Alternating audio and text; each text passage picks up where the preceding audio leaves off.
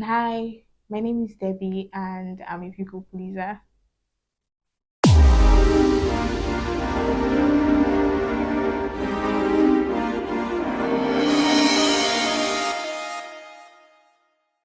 Hey guys, my name is Debbie and you're welcome to my YouTube channel, Debbie's Eye. If you're new here, please don't forget to subscribe to my channel, like this video, drop a comment, let me know what you think about it, turn on your notification so you get notified whenever I drop a video. If you're a returning subscriber, thank you so much. I love you. Thank you for coming back. I am so grateful. I do not take your support for granted. So yeah, I don't know if people actually like caught the vibe that I was trying to be on at the beginning. I was like, "Hi, my name is Debbie." And those A and I think it's A and A meetings they call them. Yeah, all these. I don't know the full meaning of the A and A, but when people that are addicted to things when they come together, they have like this meeting and everybody will introduce themselves and their problems. So that was basically what I was trying to do. I don't know why I thought it was. I don't know. In my head, I thought it was going to be funny, but I'm a people pleaser. And like I said at my first video, I did say everything that I want to talk about on my YouTube channel. I want to be completely honest and vulnerable, talk about myself. And one of the things that I know about myself is that I'm a people pleaser. So this video, I'm basically just going to be talking about people pleasing, why people why people please. How do you know you're a people pleaser, the effect of being a people pleaser, and how to recover from being a people pleaser. So the term people pleasing, it actually doesn't sound like a bad thing. I mean, what's wrong with wanting to please people? What's wrong with being the nice guy, with trying to do stuff for people? But people pleasing entails more than that. It's actually quite different from being kind or from being generous, because a people pleaser alters their words or behavior for the sake of another person's reactions or feelings. It means that for someone who's a people pleaser, it means they don't know how to create a healthy balance between wanting to be nice and doing nice stuff for people, and at the same time also like making considerations for their own feelings. Okay, so for me, I think I started people pleasing when I was actually quite young. It all started when I changed my secondary school. My dad had leveled up financially a bit, so he changed my school to a bit more expensive school. So by the time I got there, of course, sorry, of course, I was a new kid there. I didn't have any friends. I had a very low self-esteem. I didn't have any friends, so I was struggling to fit in. And all the people that I was interested in being friends with, they were already in like friendship groups. So it was like for me to be their friend, I had to like fit in with the whole group. So it was really a struggle for me trying to fit in, trying to get the others to like me. I don't even think I succeeded in fitting into any friendship group, although I did end up having like my own separate friends at the end of the day. But that was when I started people pleasing. And even now as an adult, I still people please, but it's for a completely different reason. I'm no longer that insecure. How old was I then? Maybe 13, 14 years old, that I was looking for friends. These days I don't even care who likes me. Like, who the fuck are you? I don't give a fuck who likes me. I don't care about fitting in. But I still people please because I like to be the nice guy. I like to be that friend that you can always count on, that will be there for you. I like to be that person. So because of that, most times I tend to push my needs to decide to be there for my friends or for my loved ones. So other people, different people have different reasons why they people please. These are like the two reasons why I know as a child I was people pleasing, and as an adult I do people please. But one common reason why people do this is because first of all they have a very low self-esteem, which was exactly the same thing that was wrong with me then. They struggle to fit in, or they are struggling with being liked. They want to be liked by everybody, so they tend to try to be nice and do all those things that will make them accepted. Another reason why people please is that they don't like to cause conflicts or arguments. Now, me too, I think I'm a bit of this. I really don't like being in a space where there's conflict or where there's arguments. I don't like anything that will make us shout. Just count me out of it. But it's still not because I want somebody to like me. It's because I don't have strength for wahala. Do you understand? That's why me, I don't like to be in a space where there's conflict or where there's disagreements, but there are people who avoid conflict or disagreement because they want to be liked by the other person. Do you understand? So people please to avoid conflict or disagreements or disagreement. And then there are also people who have a personality disorder called dependent personality disorder. What this means is that you depend on another person for you to feel fulfilled, or for you to be happy, or for you to like find satisfaction in whatever it is that you're doing.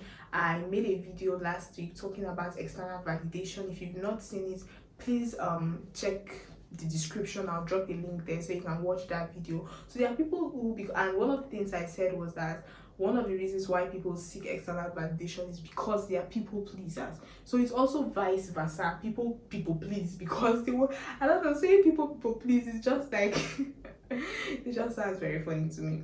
So people do that also because they need external validation. So there are people who people please because they have this dependent personality disorder. So how do you know you're a people pleaser? First of all, the first and most important sign for you to know that you're a people pleaser is that you find it very difficult to say no. Most times you accept to do things even though deep down in your heart and your soul, you know you're not mentally like prepared for it, but because you don't want to offend the other person, you agree to do it. You find yourself apologizing for things that are not your fault. Maybe you were supposed to like order lunch for your friend, and then at the restaurant they mix up your order, which definitely was not your fault, but because your friend is angry, you're like, oh, I'm so sorry, whereas it's not your fault. So you find yourself doing things like that. You alter your behavior based on who is around you. You have this pressure to always be cheerful or to be the happy person, and most times you tend to take on more duties and responsibilities that you can handle. Maybe at work they are paying you salary for one person's job, but then they are giving you two people's job to do, but because you don't want to offend your boss, you just accept it. So these are like different signs, ways for you to know that you're a people pleaser. And if you tick up to 3 of these boxes, just know that me and you are in this category and we need to get help. So what are the effects of being a people pleaser? First of all, I would like to start off by saying that people will take advantage of you. You see, takers, they don't have shame, and they would continue to take and take and take and take. See, there is nothing left for them to take from you. I have friends that will legit only call me whenever they need stuff from me, and they do it without remorse, without shame. Like, only when they need stuff, that's when they remember that Debbie exists somewhere. That's the only time they'll call you. So people would always take advantage of you if you're a people pleaser, and they won't necessarily be able to like name the behavior and say, oh, I'm taking advantage of this person. But in their head, it's like, okay, I know that when I need a favor or I need someone to talk to, this person is always going to be there for me, so why not? So people will take advantage of you. Secondly, you tend to lose sight of who you are, because everything you do, everything about your life involves pleasing someone, pleasing the people around you. So you end up not knowing who you are. You don't know your hobbies, you don't know what you like. And also, most times when you're a people pleaser, you end up being burnt out because you're spending so much energy trying to take care of the people around you. You don't even have time to take care of yourself anymore. So those are like some of the effects of being a people pleaser. Now, like I said, if you've ticked up to 3 of those boxes when we talked about the signs of being a people pleaser, it means that it's guaranteed that you're a people pleaser. So if you are, all hope is not lost. How do you recover from being a people pleaser? The most important thing is that you need to have like an honest conversation with yourself, where you ask yourself, what areas of your life do you tend to people please? For me, I only people please with people that I have like a very soft spot for. Like, there's a way I would really like you, I'll be willing to do anything for you. 2 a.m, 12 a.m, call me. I want to do stuff for you. So for me, I just know that there are some people in my life that I have like a very soft spot for, and it's not really because they earned it or like they did something for me, but for no reason. I just like them like that. Do you understand? For others, it could be at work. Maybe you're trying to impress your boss, so even if he gives you more work, more responsibility, you just chest it. And then some people, maybe they are trying to impress your partner. But basically, just ask yourself, what areas of your life are you trying to, do you have that problem? And then also, you need to practice how to put yourself first, and you should learn to only agree to things that you really mean, things that you really want to do. Show kindness only when you mean it. And another one very important trick that helps me with people pleasing is that I've learned how to stall. Stalling, it means instead of saying yes immediately, I've learned to say, okay, let me think about it, I'll get back to you, I'll let you know later. Do you understand? So what that does for me is that it gives me time to think about the situation. Do I want to do this? Do I not want to do this? So that's what stalling does for me. And even when I decide, okay, I don't want to do this, I've learned that instead of saying I can't do it, I say I don't. Because when you say I can't, it means that I want to do it but I can't because of this. So what this does is it gives the person an opportunity to change your mind. If your friends are saying, oh, let's go clubbing this weekend, and you know you don't want to go, instead of saying, I can't go, I don't have money, they can say, oh, no problem, now I'll buy you drinks, I'll pay your transport. Or you say, you know, I'll be tired by the time I close from work, I'll be tired. They could say, oh, do you talk to your boss now so you can close an hour earlier? So instead of saying saying I can't gives people room to, you know, try to change your mind. Be more firm. Say I don't want to do this. Okay, I've learned how to do that as well. And also, for like when we talked about why people do this, saying why people please is just weird. There's an English word for it, like when you repeat things. I can't remember right now, but yeah, if you have this dependent personality disorder, you need to seek professional help. So if you feel like that could be your problem, you need to seek professional help. So you guys, we've come to the end of this video. Thank you so much for watching. To be honest, I'm actually quite upset because I have filmed this video from beginning to the end. It was over maybe 12 or 13 minutes long, and only for me to find that my mic was not working. So like there was no sound coming out from the video, and it really hurt. So it took all of my energy and courage to actually go back and refilm it from the beginning to the end. As I'm talking to you right now, I'm actually like so tired, but I told myself that today is like the only day that I have I'm so tired, I don't even know what I'm saying. Like, this is the only opportunity I have to film this video, so I just had to do it again. But regardless, so please, you guys should compensate me. Please compensate me. I went through a lot to get this video done. So please give this video a thumbs up. Let me know what you think about it.